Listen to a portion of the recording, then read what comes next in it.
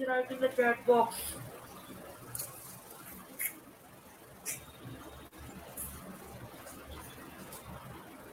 Yes, PPT show हो रही है अब आप लोगों को?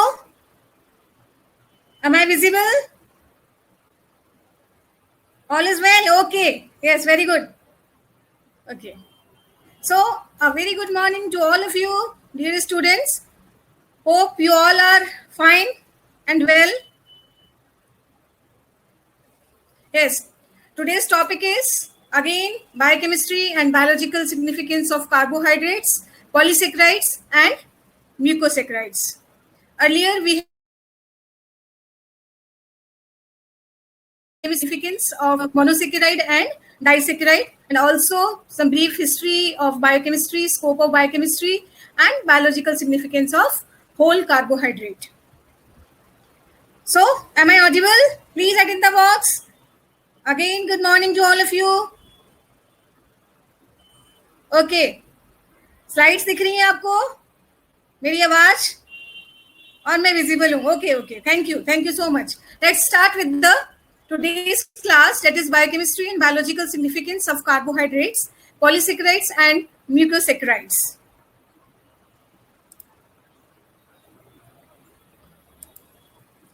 Yes, what is polysaccharide? You all know polysaccharides are polymers of monosaccharide units with high molecular weight, up to million. They are usually tasteless. These are non-sugars and form collide with water. So polysaccharide क्या है? Polysaccharide monosaccharide के polymers हैं जिनका molecular weight high होता है up two million तक. साथ ही polysaccharides को ग्लाइकेन्स कहते हैं. क्या कहते हैं? Glycans. Polysaccharide for simply glycans consist of repeat units of monosaccharides. यहाँ ध्यान रखने वाली बात है, हमने किस तरीके से कार्बोहाइड्रेट को क्लासिफाई किया था. हमने कहा था मोनोसेक्राइड, हमने कहा था डाइसेक्राइड, फिर उसके बाद ओलिगोसेक्राइड और पॉलीसेक्राइड, या फिर कुछ लोग इसे मोनो, ओलिगो और पॉलीसेक्राइड में डिवाइड करते हैं कि ओलिसेक्राइड्स जो हैं वो 2 to 10 तक यूनिट्स को कंटेन करते हैं. तो यहाँ पर पॉलीसेक्राइड, यहाँ ध्यान रखने वाली बात है कि पॉलीसेक्राइड्स जो हैं वो more than 10 to 1000 monosaccharide units से बने होते हैं और their derivatives held together by the bond glycosidic bonds, जिसको बारे में आपने डाइसेक्राइड में भी पढ़ा था. कौन से बॉन्ड्स हैं जिनसे कार्बोहाइड्रेट जुड़ा रहता है? वो है ग्लाइकोसाइडिक बॉन्ड्स. तो नाम लिखे यहाँ पर, कौन सा बॉन्ड होता है कार्बोहाइड्रेट में present? Please write in the box. Bond कौन सा होता है? Glycosidic bonds. Okay, am I audible completely? I am audible? Okay, very good. Yes, Sushila, am I audible beta? Sushila? Okay, good. Polysaccharide क्या हुए? Polysaccharide polymers हुए monosaccharides के जो high molecular weight लिए होते हैं. मैंने जैसे कहा कि 10 से लेके और 1000 मोनोसेक्राइड यूनिट्स कौन से बॉन्ड से जुड़े होते हैं? उनके डेरिवेटिव्स या मोनोसेक्राइड यूनिट जुड़े होते हैं ग्लाइकोसाइडिक बॉन्ड से. They are primarily concerned with 2 important functions. आप सभी को पता है कार्बोहाइड्रेट 2 जगह बहुत इंपॉर्टेंटली काम आता है, उसी तरीके से पॉलीसेक्राइड्स भी काम आते हैं. वो है structural and storage of energy. तो 2 फंक्शन हुए जो इंपॉर्टेंट है. पहला है स्ट्रक्चरल, जो स्ट्रक्चर बनाएगा सेल की. सेल में कई पार्ट हो सकते हैं, सेल वॉल हो सकता है, या स्टोरेज करेगा एनर्जी को. तो 2 फंक्शन इंपॉर्टेंट है, structural and storage of energy. Polysaccharides are linear as well as branched polymers. This is in contrast to structure of proteins and nucleic acids which are only linear polymers. तो आप लोग बताएं मुझे कि proteins और nucleic acid की structure हमेशा कैसे होती है? Linear. In contrast to these proteins and nucleic acid, polysaccharides are linear as well as branched polymers. तो लीनियर भी हो सकते हैं और ब्रांच्ड भी हो सकते हैं पॉलीसेक्राइड्स. ये आपको ध्यान रखना है कि न्यूक्लिक एसिड और प्रोटीन्स ऐसा नहीं होते हैं, they are always linear, but polysaccharides are both linear and branched polymers of monosaccharides. The occurrence of branch in polysaccharide is due to the fact that glycosidic linkage can be formed at one of the hydroxyl group of monosaccharides. ये branch बनाते हैं. कैसे branch बनाते हैं हम diagram से समझेंगे. अभी ये ध्यान रखने कि यहाँ पर लिंकेज होता है कहाँ पर? किसी भी मोनोसेक्राइड के हाइड्रोक्सिल ग्रुप पर. टाइप्स ऑफ पॉलीसेकेराइड, दो तरीके की पॉलीसेकेराइड्स हैं, होमोपॉलीसेकेराइड्स और हेटेरोपॉलीसेकेराइड्स। जैसे कि नाम इनका सजेस्ट कर रहा है, द नेम इंडिकेट्स दैट होमोपॉलीसेकेराइड्स कैसे बने होंगे, yield only a single type of monosaccharide। जैसे कि हमने उनको वहां ग्लाइकन कहा, तो अब यहाँ पे हम इसे होमोग्लाइकन कह सकते हैं। और they are named based on the nature of monosaccharide, thus glucan are the polymer of glucose. तो अगर हम कॉमन नाम की बात करें तो जैसे मैंने कहा इसका नाम है glycan, GLY, it is GLY ग्लाइकेन्स। और अगर होमो की बात करें तो होमोग्लाइकेन्स, और हेट्रो की बात करेंगे जब हम तो हेटेरोग्लाइकेन्स हो जाएगा। तो होमोग्लाइकेन्स एंड हेटेरोग्लाइकेन्स। लेकिन अगर पर्टिकुलर डिपेंड करता है मोनोसेकेराइड कौन सा है, अगर ग्लूकोज है तो हम उसे ग्लूकेन कहेंगे, और फ्रक्टोज शुगर है तो हम उसे फ्रक्टोसेन कहेंगे। तो 10 glucans are polymer of glucose, whereas fructosans are polymers of fructose. Examples क्या हैं इसके? एग्जाम्पल है cellulose, starch, glycogen, inulin etcetera. They are used as fuels, आप सभी को पता है, starch in plant and glycogen in animal. हम बार बार बात करेंगे कि ग्लाइकोजन क्या है, एनिमल स्टार्च है। Cellulose and chitin serve as structural element in plant cell wall and animal exoskeleton respectively. Cellulose से क्या बनता है हम सभी को पता है, प्लांट सेल वॉल बनती है, और काइटिन से बनता है एनिमल का एक्सोस्केलेटन, जो कि हम इंसेक्ट्स और जो इन्वर्टिब्रेट्स हैं उनकी बात करेंगे कि वहां पर काइटिन स्ट्रक्चरल कंपोनेंट बनाता है। तो दो तरीके का हमारे पास फंक्शन हो गया। पहला फंक्शन हो गया वही फ्यूल एनर्जी, और दूसरा फंक्शन हो गया हमारे पास स्ट्रक्चरल, जो कि सेलुलोज और काइटिन बनाते हैं। हेटेरोपॉलीसेकेराइड्स are hydrolysis. Heteropolysaccharides on hydrolysis yield a mixture of a few monosaccharides or their derivatives. Example hyaluronic acid, heparin and chondroitin sulfate. आप heparin को जानते हैं, आप hyaluronic acid को आपने पढ़ा हुआ है। They provide extracellular support for organism of all kingdoms. It means दो तरीके के हमारे पास पॉलीसेकेराइड थे, पहला होमोपॉलीसेकेराइड होमोग्लाइकेन, और दूसरा हेटेरोपॉलीसेकेराइड इट इज हेटेरोग्लाइकेन। और उसका फंक्शन क्या है इसमें ध्यान रखें, पहले तो स्ट्रक्चर, ये होमो नहीं है हेटेरो है, तो यहाँ पर मिक्सचर होगा फ्यू मोनोसेकेराइड्स का और उसके डेरिवेटिव्स का। हम आगे डिटेल में इसको डिस्कस करेंगे, we will discuss later in detail about heteropolysaccharides. And इसके एग्जाम्पल्स हैं hyaluronic acid, heparin, chondroitin sulphate. आपने यहाँ बायोलॉजी में कहीं ना कहीं इन्हें पढ़ा है। They provide extra cellular support for organism of all kingdoms. Important बात यह है कि इसका फंक्शन क्या है, इसका एक्स्ट्रा सेलुलर सपोर्ट का है, जिसे हम डिटेल में पढ़ेंगे आगे कि ये क्या करता है। ये ग्राउंड सब्सटेंसेस के लिए काम में आता है बॉडी के अंदर, तो हम इसको डिटेल में आगे पढ़ेंगे। अभी हमें ये याद रखना है कि हेटेरोपॉलीसेकेराइड्स कुछ मिक्सचर मोनोसेकेराइड्स का और उसके डेरिवेटिव्स का, साथ में ये एक्स्ट्रा सेलुलर सपोर्ट प्रोवाइड करते हैं।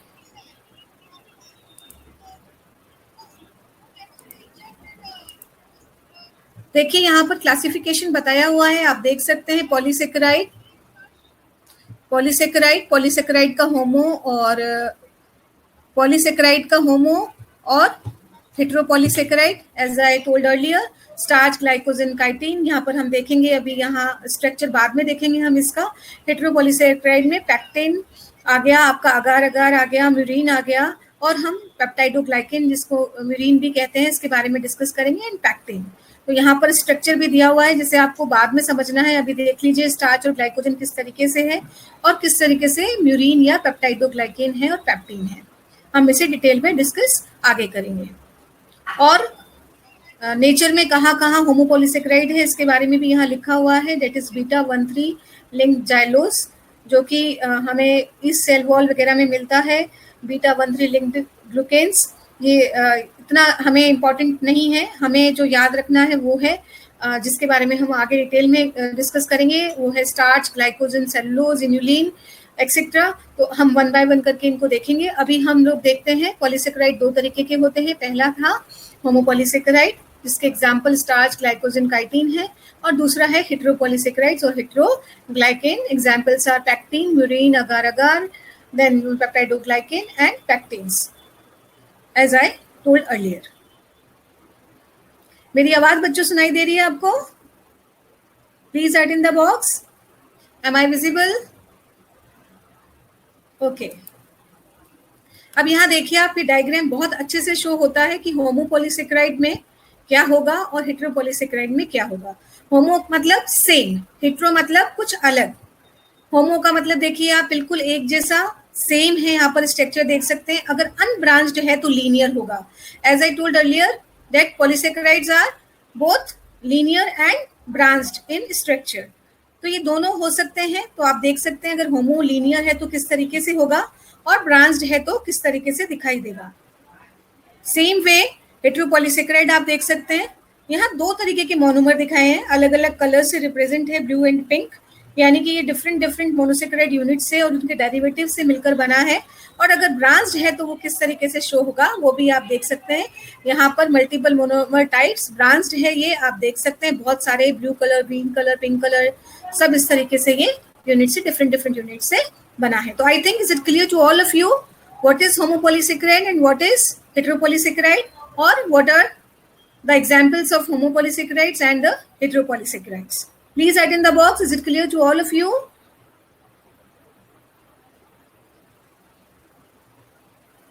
Okay, so we take next slide. Now we will take it in details. First, homopolysaccharides, as I told earlier, it is also called as homoglycans. पहला एग्जाम्पल है starch, जैसा कि हमने अभी discuss किया था। Starch is the carbohydrate reserve of plants which is the most important dietary source for higher animals including man. हम सभी जानते हैं कि हम बहुत सारी चीजों में स्टार्च लेते हैं वो, और स्टार्च जो है वो हमारे लिए डाइटरी सोर्स है और एनर्जी देता है, इंक्लूडिंग मैन। हम सभी को पता है, हायर एनिमल्स के लिए भी और मैन के लिए भी। तो most important source carbohydrate reserve कौन सा है, वो है starch. High content of starch is found in cereals, roots, tubers, vegetables, you all know. Starch is a homopolymer composed of D-glucose unit held by the glycosidic bonds. It is known as glucosan और glucan. अभी मैंने जैसे आपको कहा था कि हम इसको ग्लूकेन भी कह सकते हैं, ग्लाइकेन तो कॉमन नाम है, अगर ग्लूकोज है तो ग्लूकेन कहलाएगा या ग्लूकासेन कहलाएगा। तो इज इट क्लियर कि डी ग्लूकोज से बना होता है, ग्लाइकोसाइडिक बॉन्ड्स होते हैं, आप सभी को पता है। Yes, starch consist of 2 polysaccharide components. अब यहाँ डिटेल में हम इसके स्ट्रक्चर पढ़ने जा रहे हैं। इसके स्ट्रक्चर क्या है? Starch consist of 2 polysaccharide compounds, water soluble amylose और एंड वाटर इनसोल्यूबल अमाइलोपेक्टिन। तो आपको ध्यान रखना है, दो तरीके से दो कंपाउंड दो से मिलकर बना है कंपोनेंट से।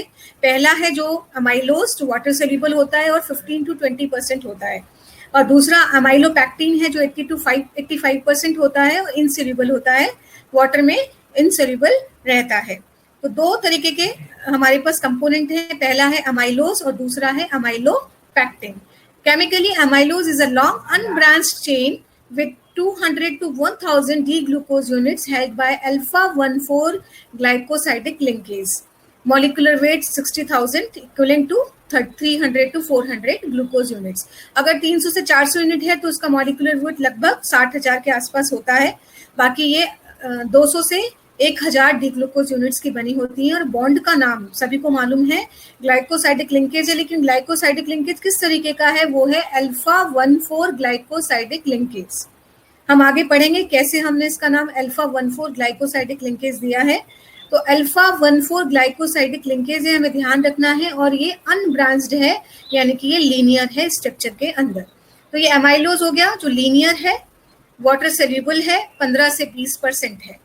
दूसरा कंपोनेंट है अमाइलोपेक्टिन जो ब्रांच्ड है, और इसमें जो बॉन्ड है वो है alpha-1,6 glycosidic bond at the branching point, और and 1,4 alpha-1,4 linkage everywhere else. अगर ब्रांचिंग है तो वो alpha-1,6 है और बाकी लीनियर है तो alpha-1,4 है।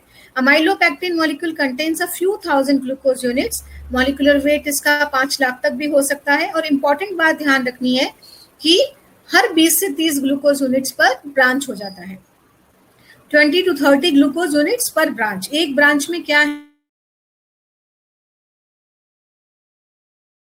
हाइड्रोलाइज्ड बाय अमाइलेज, हो सकता है वो पैंक्रियाटिक हो सकता है सलाइवरी हो, इट मे बी पैंक्रियाटिक और salivary. to liberate dextrin, finally maltose or glucose units.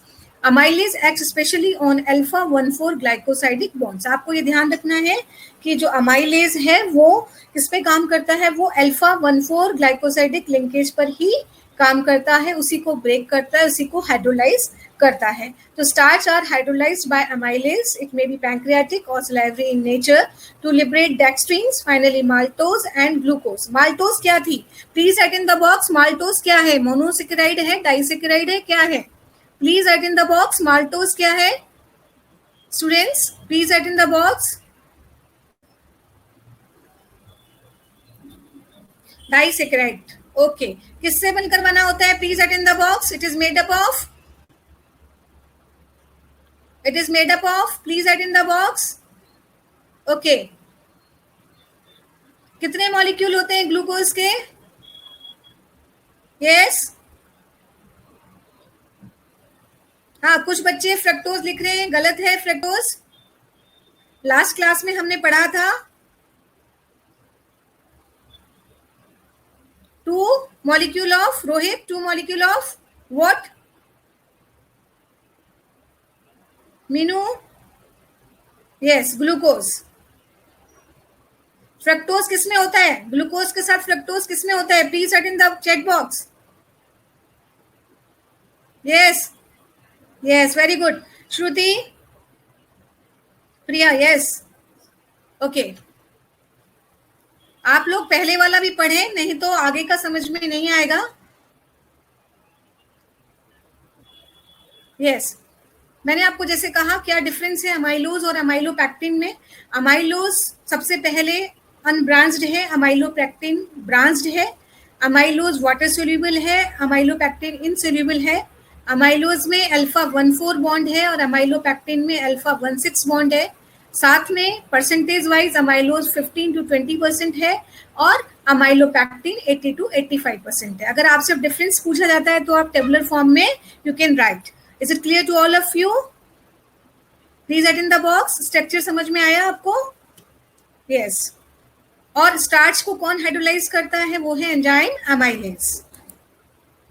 यहाँ हम स्ट्रक्चर देखेंगे. अब यहाँ आप देख सकते हैं अमाइलोज. अमाइलोज में देखेंगे ये आपका अल्फा कार्बन, अल्फा में देखिए अल्फा 1 और अल्फा 4. तो यहाँ पे ये अमाइलोज है. जैसे मैंने कहा ये लीनियर स्ट्रक्चर होगा. ये रिड्यूसिंग एंड और ये नॉन रिड्यूसिंग एंड है, आगे जुड़ेगा. रिड्यूसिंग एंड है ये. आप यहाँ देख सकते हैं अमाइलोपैक्टिन और अल्फा 1,6 ब्रांच है. आप यहाँ देख सकते हैं कौन सा ब्रांचिंग है? अल्फा 1,6. तो अमाइलोपैक्टिन में कौन सी ब्रांच है? अल्फा 1,6 जो कि ब्रांचिंग करती है. और यहाँ पर अल्फा 1,4 है. आप देख सकते हैं कार्बन नंबर अल्फा 1 और यहाँ पे 4 नंबर पे जुड़ा हुआ है. लिंकेज है अल्फा 1,4 ग्लाइकोसाइडिक लिंकेज. और here you can see alpha 1,6 number पे जुड़ा हुआ है 1 कार्बन. तो अल्फा 1,6 और ये alpha 1,4.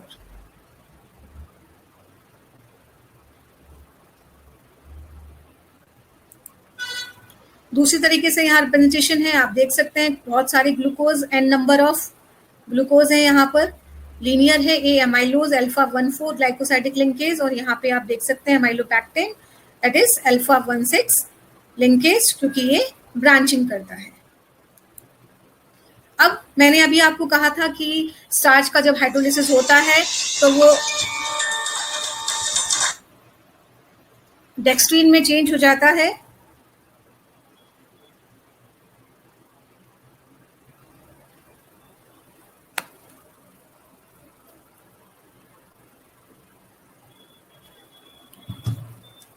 Dextrin are the breakdown products of starch, or we can say intermediates in the hydrolysis of starch by the enzyme amylase or dilute acids. As I said earlier, dextrins are the breakdown products of starch. अगर starch टूटता है, hydrolyse होता है तो क्या बनता है? पहले डेक्स्ट्रीन बनता है अमाइलेज से या डाइल्यूट एसिड से. स्टार्च इज सब्सिक्वेंटली और sequentially hydrolyzed through different dextrins and finally to maltose and glucose. As I said earlier, the various intermediates identified by iodine coloration or soluble. Starch blue, आप सभी जानते हैं starch का colour कैसा आता है iodine के साथ? Blue. Amylodextrin violet, erythrodextrin red and achrodextrin no colour. So ये सीक्वेंस आपको याद रखना है। मेनली स्टार्च का कलर कौन सा होता है? ब्लू होता है। उसके बाद एमाइलोडेक्स्ट्रीन बनता है जो वायलेट कलर का होता है। Erythro you all know red colour, और achrodextrin no colour order of the production. ये इनके प्रोडक्शन के ऑर्डर है, किससे? जब स्टार्च सीक्वेंशियली हाइड्रोलाइज्ड होता है। सो starch, then amylodextrine, erythrodextrine, acrodextrine. This is the order of production. Next है dextrine. Dextrines are the polymers of glucose produced by microorganisms. It means ये भी होमोपॉलीमर है ग्लूकोज के। तो अब तक आप मुझे बताएं हमने कौन कौन से होमोपॉलीमर्स ग्लूकोज के पढ़े हैं? नाम लिखें बॉक्स में, कौन कौन से हमने अभी तक पढ़े हैं होमोपॉलीमर्स। स्टार्च पढ़ लिया हमने, यस। और क्या पढ़ा है? डेक्स्ट्रीन पढ़ लिया, और yes, I am talking about only homopolysaccharide. आपको ये नहीं लिखना है कि मोनो क्या पढ़ा। हमने क्या पढ़ा अभी तक होमोपॉलीसेकेराइड्स में? हमने ग्लूकोज के होमोपॉलीसेकेराइड्स पढ़े हैं, हमने स्टार्च पढ़ लिया, हमने डेक्स्ट्रीन पढ़ लिया, अब हम डेक्स्ट्रीन पे हैं। डेक्स्ट्रीन्स आर पॉलीमर्स ऑफ, आई और ए की स्पेलिंग में अंतर है, प्लीज इसे केयरफुली पढ़ें। पहले हमने डेक्स्ट्रीन पढ़ा, यहाँ पर डेक्स्ट्रीन है। Dextrins are polymers of glucose produced by microorganism. Storage polysaccharide in yeast and bacteria also contains glucose residue, but differ from glycogen and starch by having alpha 1,6 linkage and occasionally 1,2, 1,3, 1,4 linkage, which depends on the species. आपको ये ध्यान रखना है, इसमें mainly alpha 1,6 है, बाकी सारे भी depending on the species alpha 1,2, 1,3, 1,4 भी मिल सकते हैं, मे बी प्रेजेंट।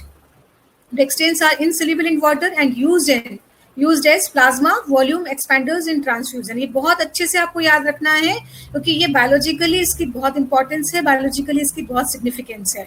क्या है कि ये यूज किस तरीके से होते हैं? They are used as plasma volume expanders in transfusion. जब ब्लड लॉस हो जाता है तो हम ट्रांसफ्यूजन में इनको एज अ ट्रांसफ्यूजन हम चढ़ाते हैं थेरेपी में, फ्लूइड थेरेपी जिसे हम कहते हैं, plasma volume एक्सपेंडर्स। And synthetic dextrins are used in chromatography for the fractionation of proteins. Gel filtration के द्वारा हम क्रोमेटोग्राफी में सिंथेटिक डेक्स्ट्रिन को प्रोटीन्स को अलग करने में, फ्रैक्शंस करने में यूज में लेते हैं। तो आपको याद रखना है कि इनसोल्यूबल है और प्लाज्मा वॉल्यूम एक्सपेंडर्स की तरह है, ट्रांसफ्यूजन में, फ्लूइड थेरेपी में, in the case of blood loss use में लिए जाते हैं। ग्लाइकोजन आप सभी जानते हैं, ग्लाइकोजन के बारे में most important name is animal starch. क्या बोलते हैं हम इसे? ग्लाइकोजन को animal starch. Glycogen is the carbohydrate reserve in animals, hence often referred to as animal starch. It is present in high concentration in liver, liver में सबसे ज्यादा होता है, आपको पता है, followed by muscle, brain etcetera. Glycogen is also found in plants that do not possess chlorophyll like yeast and fungi. During starvation, glycogen from liver is broken down to glucose and is transported to blood for the use of other tissues. आपको मालूम है, जब हमारी body को जरूरत होती है, जो हम इंटरमीडिएट मेटाबॉलिज्म यूनिट 2 में पढ़ेंगे आगे, जब हम कार्बोहाइड्रेट मेटाबॉलिज्म पढ़ेंगे, उसमें ये बताएंगे कि स्टारवेशन की कंडीशंस में और जब हमारी बॉडी को रिक्वायरमेंट है तो ग्लाइकोजन का ब्रेकडाउन किस तरीके से होता है, जिसको हम ग्लाइकोजिनोलाइसिस कहते हैं, और वो कन्वर्ट हो जाता है, इट कन्वर्ट्स इनटू ग्लूकोज। तो ये ग्लाइकोजन है, इसीलिए हमने इसको स्टोरेज करता है, एनर्जी का फ्यूल है, इसीलिए हम इसे एनिमल स्टार्च कहते हैं, क्योंकि जिस तरीके से स्टार्च का प्लांट्स में रोल होता है, उसी तरीके से ग्लाइकोजन का हमारी बॉडी में, एनिमल में और ह्यूमन में सोर्स होता है और इम्पोर्टेंस होती है, रोल इम्पोर्टेंट होता है। The structure of glycogen is similar to that of amylopectin with more number of branches. आपको ये ध्यान रखना है कि स्ट्रक्चर अमाइलोपैक्टिन और ग्लाइकोजन की बिल्कुल सिमिलर है, बस इतना सा अंतर है कि ग्लाइकोजन में बहुत सारी ब्रांचेस होती हैं और अमाइलोपैक्टिन में थोड़ी कम ब्रांचेस होती हैं। Same glucose is a repeating glycogen, और ग्लूकोज किससे, ग्लाइकोजन किससे बना है? ग्लूकोज से बना है। Glucose is the repeating unit in glycogen, यानी कि मोनोसेकेराइड यूनिट क्या है ग्लाइकोजन की? ग्लूकोज है, join together by 1,4 glycosidic bonds. यहाँ अल्फा है, alpha 1,4 glycosidic bonds and alpha 1,6 glycosidic bond at branching points. आपको ध्यान रखना है, अल्फा 1,4 ग्लाइकोसाइडिक बॉन्ड्स कहाँ पे थी? जहाँ लीनियर था, जहाँ पे ब्रांचिंग थी वहां पर 1,6 था, द मॉलिकुलर वेट इसका आप देख सकते हैं 1 into 10⁸ तक है, and a number of glucose units up to 25,000 vary in glycogen depending on the source from which glycogen is obtain, depend करता है कौन से सोर्स से आप ग्लाइकोजन ले रहे हैं। और सबसे इंपॉर्टेंट बात यह है कि for every 8 to 12 glucose units there is a branching.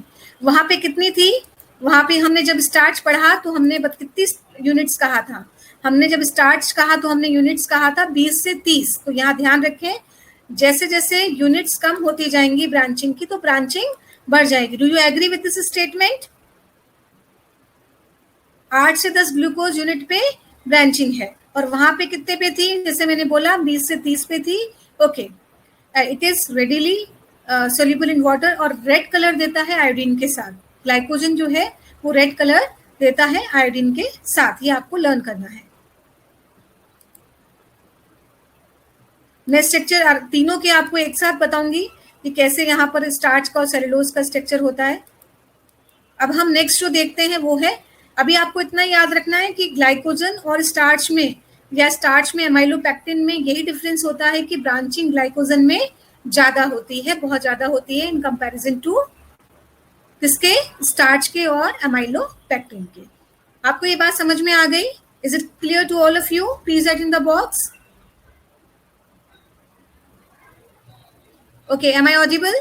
Okay, अब हम पढ़ते हैं नेक्स्ट सेलुलोज। ये भी आपको ध्यान रखना है, ये भी एक क्या है, होमोग्लाइकेन है, यानी कि होमोग्लूकेन है, यानी कि ये ग्लूकोज का होमोपॉलीसेकेराइड है। तो अभी तक हमने क्या क्या पढ़ लिया जो होमोपॉलीसेकेराइड्स हैं ग्लूकोज के? हमने सबसे पहले पढ़ा स्टार्च, फिर हमने डेक्स्ट्रीन, फिर डेक्स्ट्रेन, फिर हमने पढ़ा ग्लाइकोजन, और अब हम पढ़ रहे हैं सेलुलोज।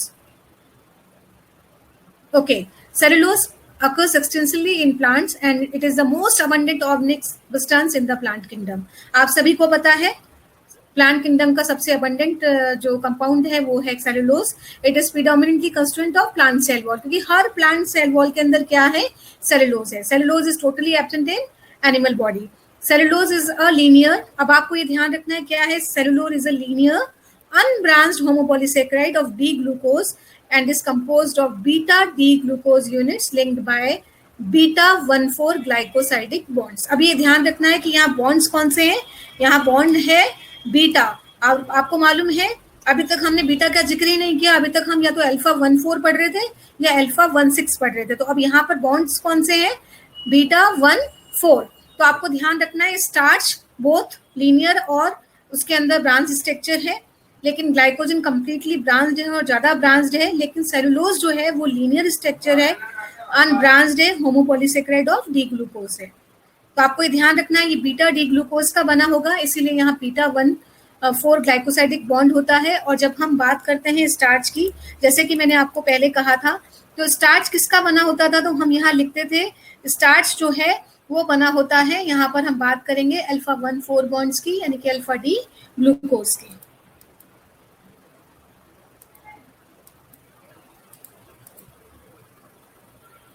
हमने यहाँ बीटा ग्लूकोज के बारे में बात की, सेलुलोज किससे मिलकर बना हुआ है, बीटा डी ग्लूकोज, और बॉन्ड्स हैं beta 1,4 glycosidic bonds. Cellulose can not be digested by mammals including man due to lack of the enzyme that leaves beta glycosidic bonds. आपको मालूम है अभी मैंने प्रीवियस स्लाइड में कहा था कि अल्फा एमाइलेज सिर्फ अल्फा बॉन्ड को ही तोड़ता है, तो यहाँ पर सेलुलोज को डाइजेस्ट करने के लिए हमारे पास एंजाइम नहीं होता है, बिकॉज वो एंजाइम नहीं है जो बीटा ग्लाइकोसाइडिक बॉन्ड्स को क्लीव कर सके, ब्रेक डाउन कर सके। रूमिनेंट्स में होता है, certain ruminants and herbivorous animals contain micro organism in the gut which produce enzyme, और उसका नाम है सेलुलोज। आप सभी जानते हैं कौन सा एंजाइम है, सेलुलेज, जो किसको ब्रेक करता है, सेलुलोज को। और कौन बनाता है, माइक्रो ऑर्गेनिज्म होते हैं ह्यूमंस के अंदर, और वो सेलुलेज एंजाइम का नाम क्या है, सेलुलेज, जो क्या क्लीव करता है, बीटा ग्लाइकोसाइडिक बॉन्ड्स को क्लीव करता है।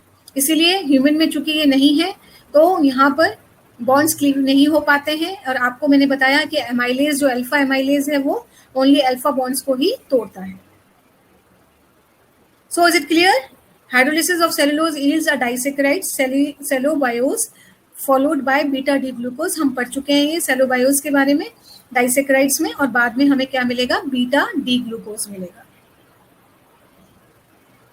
Cellulose, those not digested, has greater importance in human nutrition. It is a major constituent of fiber, the non-digestible carbohydrate. आप सभी को मालूम है सेलुलोज की क्या इंपॉर्टेंस है, क्यों हम ये खाते हैं, फाइबर देता है. The function of dietary fibre include decreasing the absorption of glucose and cholesterol from the intestine besides increasing the bulk of faces. ये आप सभी को पता है क्या रोल होता है डाइटरी फाइबर का. वो ग्लूकोज और कोलेस्ट्रॉल के एब्जॉर्प्शन को कम कर देते हैं इंटेस्टाइन से और फेसेस में बल्क को बढ़ा देते हैं.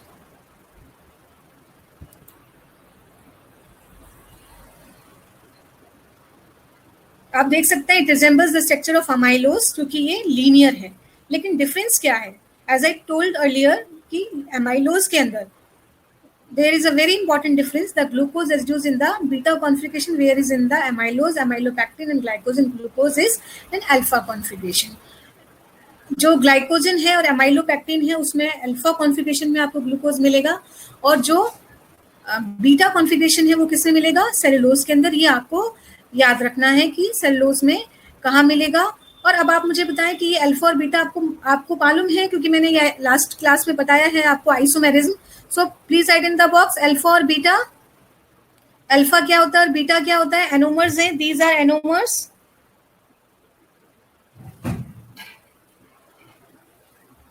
These are anomers.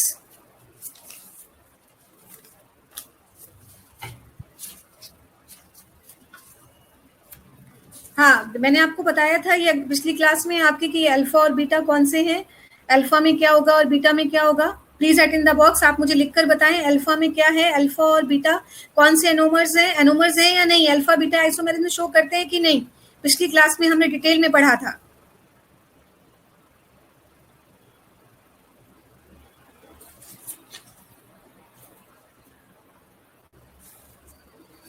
यस. कौन से आइसोमेरिज्म में शो करते हैं अल्फा और बीटा?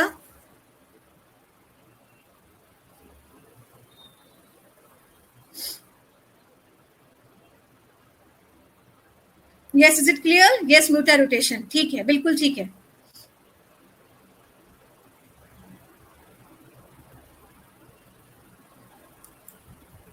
यहाँ पे आप स्ट्रक्चर को देख सकते हैं अच्छे से. ये है सेलुलोज का और ये है स्टार्च और ग्लाइकोजन का.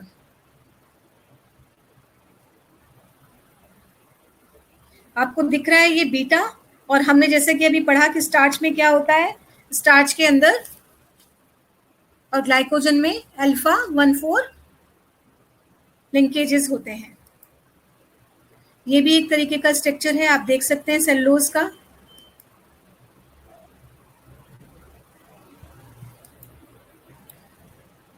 मुझे आप बताएं क्या डिफरेंस है मेजर होमो पॉलीसेकेराइड्स, होमोग्लाइकेन और होमोग्लूकेन में.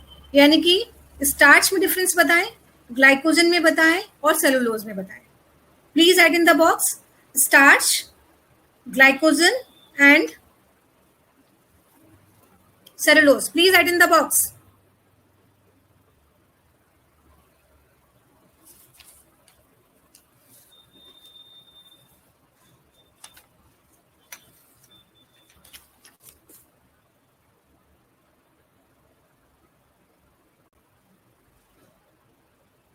Yes.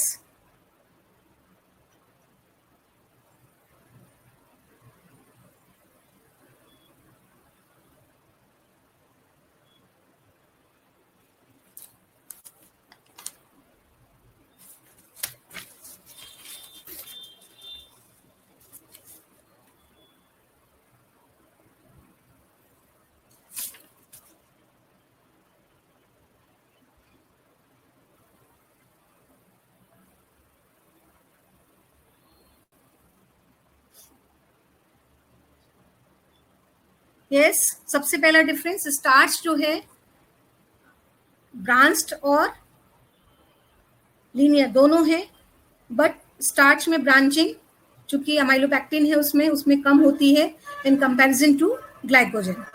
साथ में सेलुलोज और स्टार्च और ग्लाइकोजन में क्या डिफरेंस है? सेलुलोज में बीटा लिंकेज होती है क्योंकि बीटा ग्लूकोज है, और बाकी सब में अल्फा ग्लूकोज होता है. अब अल्फा और बीटा में क्या डिफरेंस है आपने बताया मुझे. अल्फा और बीटा में क्या डिफरेंस है? यस, एनोमर्स हैं ये, अल्फा बीटा आइसोमेरिज्म में शो करते हैं, और साथ में आपने बताया कि OH कहाँ होगा, OH अल्फा में कहाँ होगा, नीचे होगा, और यस, और अगर हम बीटा की बात करेंगे तो बीटा में जो होगा वो OH ऊपर होगा। तो आप यहाँ पे देख सकते हैं बीटा ग्लूकोज।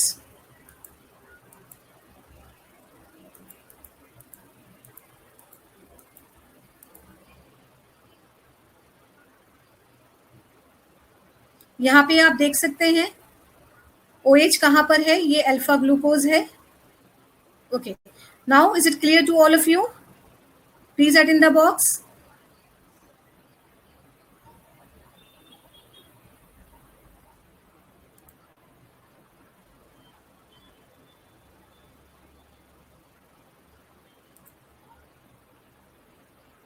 ओके, आगे चले। Is it clear to all of you? Okay, हमने अब तक क्या क्या पढ़ लिया है? हमने स्टार्च कर लिया, हमने ग्लाइकोजन कर लिया, हमने सेलुलोज कर लिया। अब हम बात करते हैं काइटिन की। It is an important structural polysaccharide of invertebrates. It is the second most abundant polysaccharide next to cellulose. Chitin is composed of N-acetyl D-glucosamine units held together by beta-1,4 glycosidic bonds. The only chemical difference from cellulose is replacement of a hydroxyl group at C2 with an acetylated amino group. It is a structural polysaccharide found in the exoskeleton of some invertebrates like insects and crustaceans. Chitin भी आपका जाना पहचाना है, कहाँ कहाँ मिलता है, exoskeleton of some invertebrates, insects और crustaceans के। दूसरी इंपॉर्टेंट बात है कि बॉन्ड का नाम है बीटा-1,4। बीटा-1,4 अभी हमने किस में देखा था? Please write in the box, beta हमने किस में देखा था? सेलुलोज में। तो यहाँ पर भी बॉन्ड का नाम क्या है? बीटा-1,4 ग्लाइकोसाइडिक लिंकेज। लेकिन यहाँ पे डिफरेंस यही है सेलुलोज से कि यहाँ C2 पर OH की जगह एसिटाइलेटेड अमीनो ग्रुप आ जाता है। ओके, ये स्ट्रक्चर देख सकते हैं आप, एन एसिटाइल ग्लूकोसामीन। OH की जगह यहाँ पर क्या आ गया है? N acetyl glucosamine. क्यों? क्योंकि यहाँ पर एसिटाइलेटेड अमीनो ग्रुप आ चुका है। सो यहाँ पे हमने ग्लूकोज के होमोपॉलीमर कंप्लीट किए। तो कौन कौन से हैं ग्लूकोज के होमोपॉलीमर? और वी कैन से होमोग्लाइकेन और होमोग्लूकेन। दैट इज क्या क्या है बताएं नाम उनके? वो है सबसे पहले स्टार्च, फिर है डेक्स्ट्रीन, फिर उसके बाद ग्लाइकोजन और उसके बाद सेलुलोज। अब हम बात करेंगे इन्यूलिन, बहुत इंपॉर्टेंट। एकमात्र फ्रक्टोज का पॉलीमर है जिसका नाम है inulin. So very important, inulin is a polymer of fructose. It is also called as fructosane. Fructosane, इसको क्या कहते हैं? Fructosane, depending on the sugar. चूंकि यहाँ पर fructose मिलता है। It occurs in dahlia, bulbs, garlic, onion, etc. It is a kind of starch found in tubers. Tubers में मिलता है। It is a homoglycan composed of D-fructose. अब यहाँ ध्यान रखें, वर्ड है homogly, GLY। तो ये तो हो सकता है ना, ग्लूकेन नहीं हो सकता। और वैसे हम बोलेंगे तो इसको क्या बोलेंगे? फ्रक्टोसेन, चूंकि ये फ्रक्टोज से मिलकर बना होता है। रिपीटिंग यूनिट है बीटा-1,4-1,2 लिंकेजेस। बीटिंग जो यूनिट है रिपीटिंग वो है beta. It is a low molecular weight around 5,000 polysaccharide easily soluble in warm water.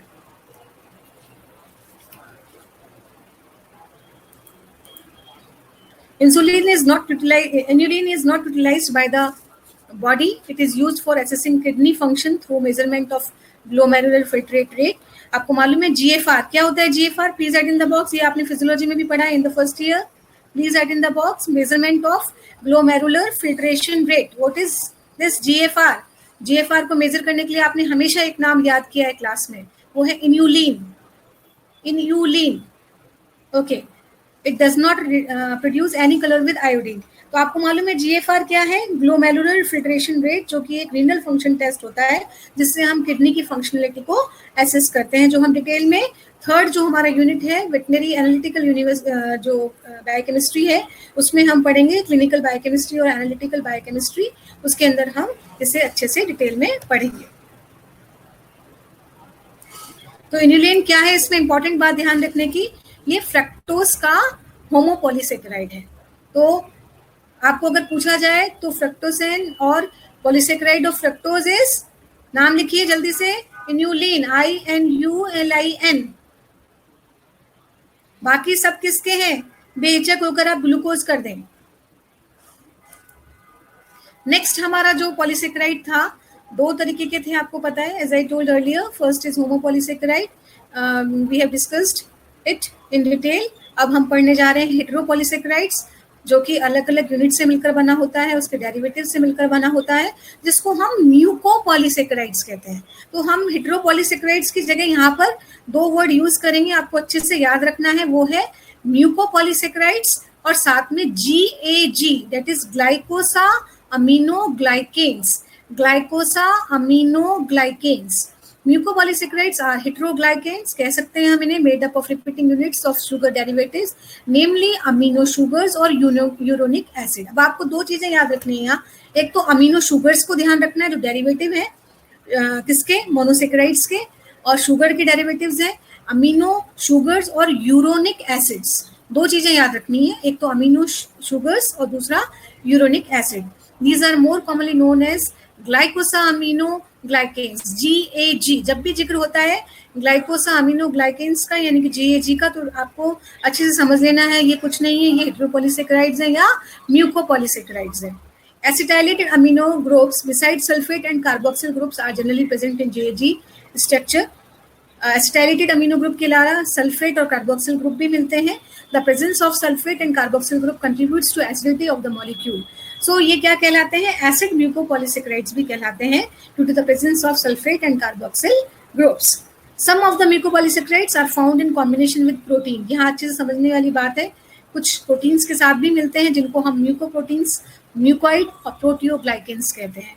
जो म्यूकोपॉलीसेकेराइड्स प्रोटीन्स के कॉम्बिनेशन में मिलते हैं उनको म्यूकोप्रोटीन्स, म्यूकॉइड्स और प्रोटियोग्लाइकेन्स कहा जाता है। और ये म्यूकोप्रोटीन्स में contain up to 95% carbohydrate and 5% protein. 95% carbohydrate तक हो सकता है इसके अंदर और 5% प्रोटीन तक हो सकता है।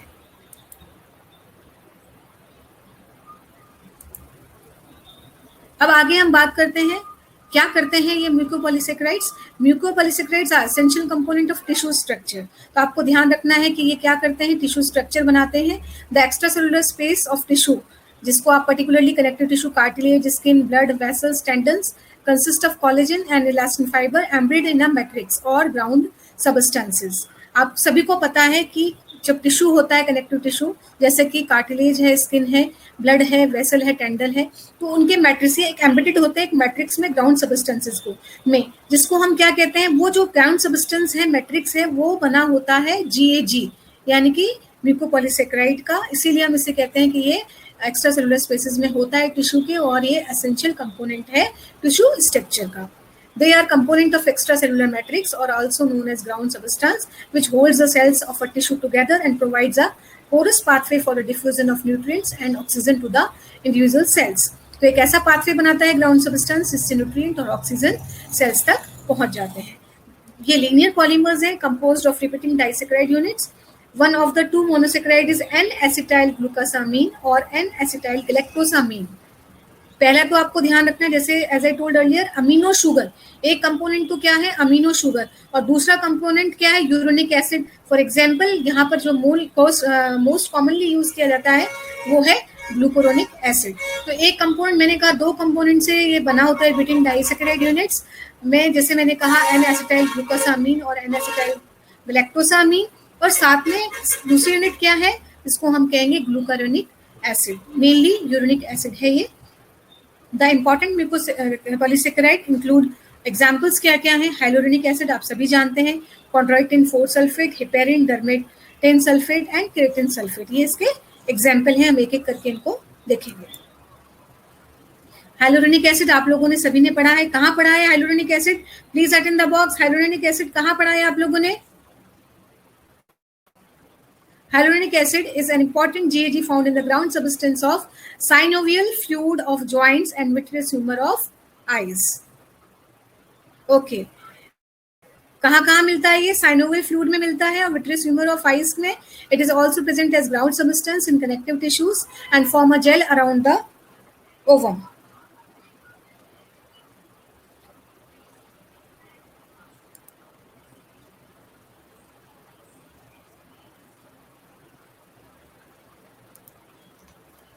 करता क्या है ये? Hyaluronic acid serve as lubricant and shock absorbent in joints और कुशनिंग इफेक्ट्स देता है। आप सभी को मालूम है क्या फंक्शन है इसका? लुब्रिकेंट की तरह और शॉक ऑब्जर्वेंट है ये जॉइंट्स के अंदर। Hyaluronic acid is composed of alternate units of D gluconic acid and N acetyl glucosamine. अब आपको यहाँ पर थोड़ा सा कंपोजिशन में डिफरेंस है जो आपको ध्यान रखना है। 2 molecules from disaccharide unit, कौन सी? Beta 1,3 glycosidic bond. Hyaluronic acid contains about 250 to 25,000 disaccharide units. Bonds हैं beta 1,4 bonds with a molecular weight up to 4 million. ये आपको ध्यान रखना है, यहाँ पर दोनों बॉन्ड हैं। हाइलोनिक, अब आपको यहाँ पर एंजाइम, आप सभी को मालूम है हाइलोनिक एसिड को तोड़ने वाला एंजाइम कौन सा है? हम 12th में भी पढ़ते हैं, पीएमडी में भी पढ़ते हैं और बहुत बार ये नीट के एग्जाम में भी आता है। उसका नाम है हाइलोनिडेज। हाइलोरोनिडेज, क्या नाम है इसका? नाम लिखें, hyaluronidase is an enzyme that किससे बना है? ये हाइलोरोनिक एसिड से बना है। Hyaluronidase is an enzyme that breaks beta 1,4 linkage. Hyaluronic acid के जो बीटा 1,4 लिंकेज है उसको ये तोड़ता है and other GAG। This enzyme of semen is assigned an important role of fertilization as this enzyme clears the gel जो कि hyaluronic acid का बना होता है। जैसे मैंने कहा कि ये जेल की तरह उसमें होता है around the ovum, allowing a better penetration of sperm into the ovum. तो क्या करता है ये? फर्टिलाइजेशन में मदद करता है, हम सभी को मालूम है, क्योंकि ये किसको ब्रेक करता है? हाइलोनिक एसिड के बीटा 1,4 लिंकेज को ब्रेक करता है। तो हाइलोनिक एसिड आपको क्लियर समझ में आ गया? ओके, हाइलोनिक एसिड आपको क्लियरली समझ में आया है? ओके, कहाँ मिलता है ये mostly? Please write in the box. Nitesh, कहाँ मिलता है बेटा?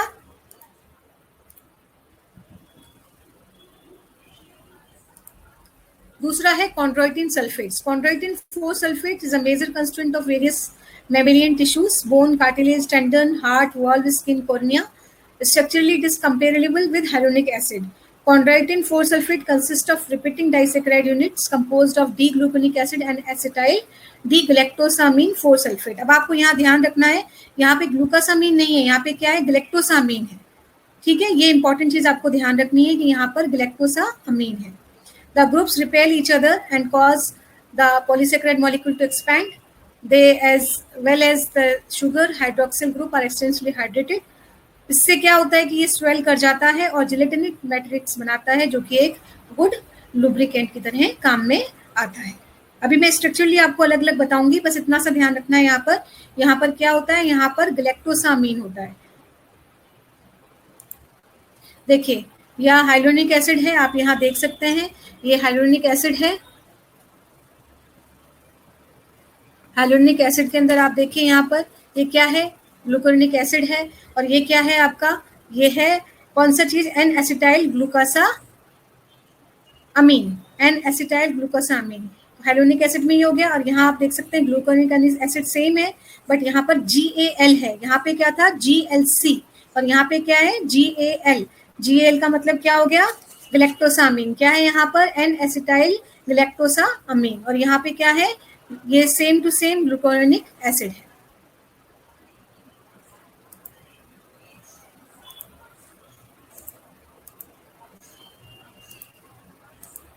हिपेरिन दूसरा इंपॉर्टेंट है mucopolysaccharide heparin. Heparin is an anticoagulant, सभी जानते हैं, प्रिवेंट ब्लड क्लॉटिंग। लंग से मिलता है, कमर्शियली हम इसे लंग से मिलता है हम लोगों को, mainly from animal lung tissues. It is an anticoagulant widely used when taking blood in vitro और क्लिनिकल स्टडीज। जब भी हम, आप सभी को पता है, हिपेरिन को यूज में ले सकते हैं। ट्यूब्स आती हैं जो हिपेरिन होता है जिसके अंदर, इन विट्रो भी हम इसे ले सकते हैं, वो भी ये जो इंट्रावस्कुलर क्लॉटिंग है, कोगुलेशन है, उसको रोकता है। Heparin helps in the release of enzyme lipoprotein lipase, which helps in clearing the turbidity of lipemic plasma. Heparin is composed of alternating units of N-sulfo-D-glucosamine 6-sulfate and glucuronate 2-sulfate linked by alpha-1,4 glycosidic linkage or bonds. इसी तरीके से हम बात करेंगे डर्मेटेन sulphate की। ये भी skin, डर्मेटेन sulphate जो स्किन में मिलता है, ये स्ट्रक्चरली chondroitin 4 सल्फेट के इक्विवेलेंट होता है, बट इसमें क्या होता है? L-आइडोरिक एसिड होता है। ग्लूकोरोनिक एसिड की जगह, बस इतना सा ध्यान रखना है। ये और केरेटिन जो सल्फेट है, सॉरी केरेटिन नहीं, कॉन्ड्रोइटिन सल्फेट जो है उसमें और इसमें, कॉन्ड्रोइटिन सल्फेट और ग्लूकोरोनिक एसिड में डिफरेंस इतना है कि यहाँ पर एल आइडोरोनिक एसिड होता है in place of glucuronic acid. और आप यहाँ देख सकते हैं लिखा हुआ है, लिंकेज भी दिया हुआ है, it is composed of alternative units of L iduronic acid and acetyl galactosamine 4 sulphate linked by beta 1,3 linkage and repeating disaccharide by beta 1,4 linkage. It is present in skin, blood vessels, heart vessels, maintain the shape of tissue. अभी मैं आपको structure यहाँ बताऊंगी। देखिए ये है आइडोरोनेट यानी कि आइडोरोनिक एसिड और ये है ग्लूकोरोनेट एसिड। इसमें स्ट्रक्चर में आप डिफरेंस देख सकते हैं, ये स्ट्रक्चर में डिफरेंस है। यहाँ COH है और यहाँ CO है, यहाँ CO माइनस नीचे है, यहाँ ऊपर है। देन स्ट्रक्चर ये आप देख सकते हैं यहाँ पर हिपेरिन में मैंने आपको कहा था, जैसे कि हिपेरिन और क्रेटिन सल्फेट में आप देखिए यहाँ पर क्या डिफरेंस है, यहाँ पर क्या आ रहा है।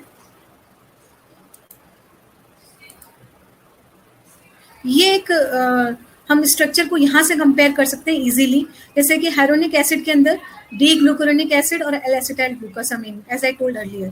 कॉन्ड्रोइटिन सल्फेट में डू ग्लूकोरोनिक एसिड और एन एसिटाइल ग्लैक्टोसामीन, जैसे मैंने कहा N acetyl galactosamine 4 sulphate. Heparin में आप ध्यान रखें डी ग्लूकोरोनेट 2 सल्फेट और एन सल्फोग्लूकोसामीन 6 सल्फेट, ये आपको याद रखना है। डर्मेटेन सल्फेट में एड्यूरिक एसिड है और अभी मैं केरेटिन सल्फेट की बात करूंगी कि क्या केरेटिन सल्फेट में होगा, बाकी सेम है, आप ध्यान रख सकते हैं। कॉन्ड्रोइटिन सल्फेट और डर्मेटेन सल्फेट में सिर्फ एड्यूरोनिक एसिड में डिफरेंस है। और अभी हम केरेटिन सल्फेट की बाद में बात करेंगे, कहाँ मिलते हैं मैंने ये आपको बता दिया और ये किस तरीके से फंक्शन करते हैं। जैसे हाइरोनिक एसिड है, लुब्रिकेंट है, शॉक ऑब्जर्वेंट है। कॉन्ड्रोइटिन सल्फेट क्या करता है, हिपेरिन एंटीकोगुलेंट है और डर्मेटेन सल्फेट शेप बनाता है, टिश्यूज की मेंटेन रखता है। केरेटिन सल्फेट की स्ट्रक्चर आप देख सकते हैं और हिपेरिन की स्ट्रक्चर आप देख सकते हैं। केरेटिन की अब अभी मैं आपको बाद में बताऊंगी, पहले आप यहाँ हिपेरिन की देख लें, हिपेरिन की स्ट्रक्चर में क्या होता है। हिपेरिन की स्ट्रक्चर, डर्मेटिन में मैंने बोला कि सिर्फ एक ही डिफरेंस है आइडोरोनिक एसिड का। हिपेरिन में आपको देखना है क्या क्या स्ट्रक्चर में है, तो आप हिपेरिन देख सकते हैं, यहाँ आपको लर्न करना है। यहाँ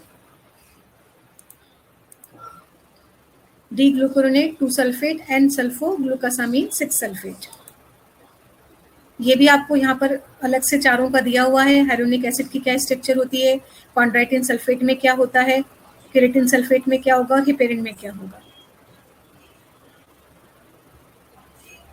हाइलोरोनिडेस में आपको पता है हाइलोरोनिक एसिड के अंदर ग्लूकोसामीन था, यहाँ गैलेक्टोसामीन था।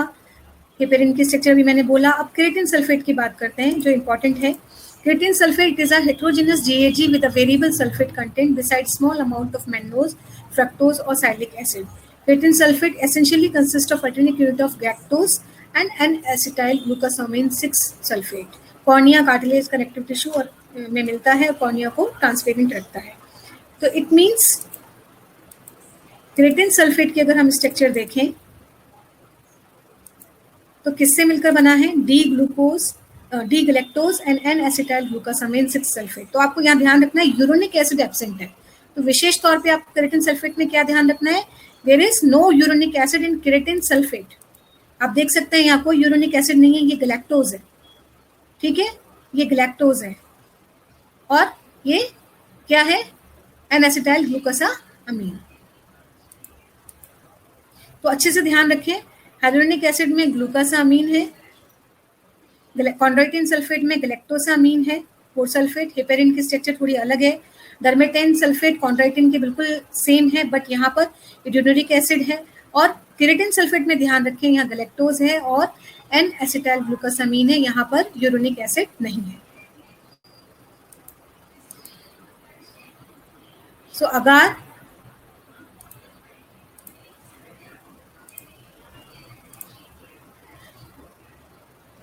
अगार और पैक्टिन्स भी म्यूकोपॉलीसेकेराइड्स हैं, हम जिसके बारे में अभी पढ़ेंगे। Agar mostly found in seaweeds is a polymer of galactose, sulphate and glucose. Since agar is not digested, it serves as dietary fibre. Agarose आपने सभी ने पढ़ा है, is useful in laboratory as a major component of microbial culture media and in electrophoresis. आप micro में करेंगे agarose को use. और pectins found in apple, citrus fruits containing galacto-urinate and ramose sugar Pectins being non-digestible are useful as dietary fiber. They are also employed in the preparation of jellies. Jellies के अंदर pectins काम में आता है. एग्रोज की जो structure है वो आप देख सकते हैं और पैक्टिन की स्ट्रक्चर देख सकते हैं. ये आपको लर्न नहीं करना एग्रोज और पैक्टिन के, आप बस इसको ध्यान रखें कि ये म्यूकोपॉलीसेकेराइड्स हैं. यहाँ पर स्ट्रक्चर एंड रोज दिए हुए हैं बहुत सारे पॉलीसेकेराइड्स के. Amylose, amylopectin, glycogen, cellulose, chitin, dextrin, peptidoglycan. और चूंकि पेप्टाइडोग्लाइकेन क्या है, structure in bacteria, gives rigidity and strength to cell envelope. तो ये बैक्टीरिया के अंदर पेप्टाइडोग्लाइकेन काम में आते हैं, तो आपको याद रखना है बैक्टीरियल सेल वॉल एग्रो क्या होता है. और साथ में जो हमने पढ़ा है कि पेप्टाइडोग्लाइकेन्स और साथ में हेटेरोपॉलीसेकेराइड्स, जिनको हमने क्या नाम दिया है, दूसरा नाम आप मुझे बताएं कि म्यूकोपॉलीसेकेराइड का दूसरा नाम क्या है. Please write in the box, mucopolysaccharide का दूसरा नाम क्या है. यस, बताएं मुझे म्यूकोपॉलीसेकेराइड का जीएजी को हम क्या बोलते हैं. ग्लाइकोसा अमीनो ग्लाइकेन, क्या बोलते हैं, ग्लाइकोसा अमीनो ग्लाइकेन. लिख के बताएं ग्लाइकोसा अमीनो ग्लाइकेन. तो I think is it clear to all of you. मुझे लगता है सब समझ में आ गया होगा. स्ट्रक्चर का डिफरेंस मैंने आपको बता दिया. Hyaluronic acid, glucosamine, chondroitin, galactosamine. फिर आप बात करें डर्मेटिन की, एड्यूरिक एसिड, और एड्यूनिक एसिड है और क्रिएटिन सल्फेट के अंदर गैलेक्टोज और एन-एसिटाइल ग्लूकोसामीन है. यहाँ पर यूरोनिक एसिड नहीं है. So is it clear to all of you. Glycoproteins और पढ़ लेते हैं हम. ग्लाइकोप्रोटीन्स क्या होते हैं. सेवरल कॉन्जुगेटेड प्रोटीन्स में हम लोग पढ़ेंगे. Several proteins are covalently bound to carbohydrate which are referred to glycoproteins. The carbohydrate content of glycoprotein varies to 1 to 90% by weight. Depend करता है कितना कार्बोहाइड्रेट होता है ग्लाइकोप्रोटीन्स में. अगर ग्लूकोज के साथ कार्बोहाइड्रेट के साथ प्रोटीन जुड़ गया तो हम उसे ग्लाइकोप्रोटीन कहेंगे. समटाइम्स अभी हमने पहले भी पढ़ा म्यूकोप्रोटीन भी कहा जाता है इसे. Sometimes the term mucoprotein is used for glycoprotein. Carbohydrate का कंटेंट जो है कंसंट्रेशन मोर देन 4% होना चाहिए. म्यूकोप्रोटीन जब कहलाएगा जब कार्बोहाइड्रेट कंसंट्रेशन जो है वो मोर देन 4% होगी. Sometime the term mucoprotein use for the glycoprotein with carbohydrate concentration more than 4%. तो जब मोर देन 4% होगी तो हम इसे म्यूकोप्रोटीन कहेंगे. Glycoprotein are widely use distributed in the cells and perform variety of functions. Enzymes की तरह काम में आते हैं, हार्मोन्स की तरह ट्रांसपोर्ट में, प्रोटीन स्ट्रक्चर में, और स्ट्रक्चरल प्रोटीन रिसेप्टर्स की तरह काम में आ सकते हैं. The carbohydrates found in glycoprotein including mannose, galactose and acetylglucosamine. अभी आप लोगों ने देखा है N acetylgalactosamine, xylose, L fucose, N acetyl neuraminic acid, जो NANA is an important sialic acid. ये आपको ध्यान रखना है. साइलिक एसिड क्या है, ये NANA, N acetyl neuraminic acid. Bacterial cell wall में भी आप पढ़ेंगे इसको. और इस तरीके से यहाँ नाना इंपॉर्टेंट होता है. ये ग्लाइकोप्रोटीन्स और पेप्टाइडोग्लाइकेन्स की स्ट्रक्चर दी हुई है, किस तरीके से स्ट्रक्चरली ये बनते हैं. फंक्शंस क्या हैं ग्लाइकोप्रोटीन्स के. Structure molecule, collagen, transport molecule, transferrin, ceruloplasmin, सभी को मालूम है. कॉपर का करता है सेलुलोप्लाज्मिन, ट्रांसफेरिन आयरन का, एंजाइम अल्कलाइन फॉस्फेटेज, हार्मोन्स में TSH, thyrotropin, erythropoietin. Immunological molecule antibodies हैं, एंटीफेज कंपाउंड्स, प्लाज्मा प्रोटीन्स हैं जो फिशेज में होते हैं, कोल्ड वाटर फिशेज में. और सेल अटैचमेंट के लिए recognition site, lectin and selectin, cell recognition. और सबसे इंपॉर्टेंट है ब्लड ग्रुप सब्सटेंसेस. ये कुछ टेबल में लिस्ट दी हुई है. हाइड्रोलेजेस, प्रोटियोजेस, ग्लाइकोसाइडेजेस एंजाइम्स की तरह काम में आते हैं. Transport, as I said earlier, immunoglobulins, antibodies defence के लिए, लुब्रिकेशन, साइनोवियल ग्लाइकोप्रोटीन्स, हार्मोन्स मैंने आपको कहा, टीएसएच, इरिथ्रोपोइटिन, एंटीजेंस में आ गया blood group antigens, then cell recognition, laminin, fibronectin, intrinsic factors for the absorption of vitamin B12, और blood clotting factors like fibrinogen. Antifreeze glycoprotein क्या है. The Antarctic fish live below -2 degree centigrade, temperature at which the blood would freeze. तो जहाँ पे ठंडा होता है वहाँ पे मीन्स ब्लड जो है फ्रीज कर जाएगा -2 डिग्री सेंटीग्रेड पे. वहाँ पे ये फिश होता है. This fish contain antifreeze glycoprotein. तो इनके पास ये जमे ना, इसके लिए इनके पास क्या होता है, contains antifreeze glycoprotein which lower the freezing point of water and interfere with the crystal formation of ice. Antifreeze glycoproteins consist of 50 repeated units of tripeptide alanine threonine. Each threonine residue is bound to beta galactosyl 1,3 alpha and acetyl galactosamine. Last one is blood group substances. The blood group antigen of erythrocyte membrane contains carbohydrate as glycoproteins or glycolipids and acetylgalactosamine. Lactose, fucose, sialic acid are found in blood group substances. The carbohydrate content also play a role in determining in blood grouping. Blood grouping में बहुत बड़ा important role है in glycoproteins का, जैसे मैंने कहा L-acetylgalactosamine, galactose, fucose, sialic acid, etc.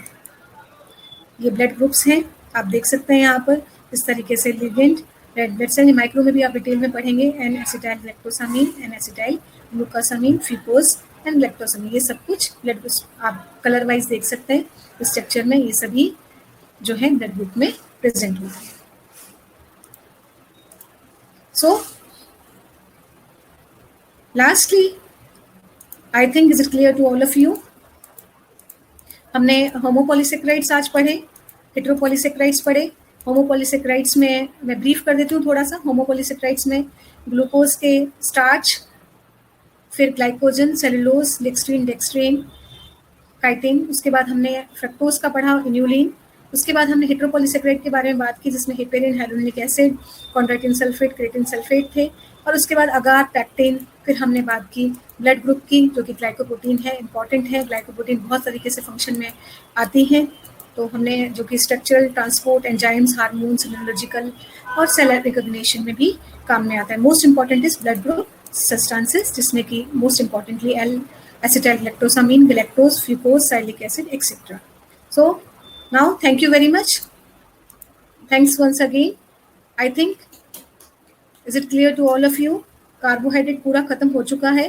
पिछले turn पे हमने मोनोसेक्राइड, डाइसेक्राइड्स पढ़ा, बायोलॉजिकल सिग्निफिकेंस पढ़ी, और आज हमने पॉलीसेक्राइड्स में होमो और हेट्रो और जो बैक्टीरियल सेल वॉल होता है इसका स्ट्रक्चर, उसके पॉलीसेक्राइड्स को पढ़ा. So thank you so much.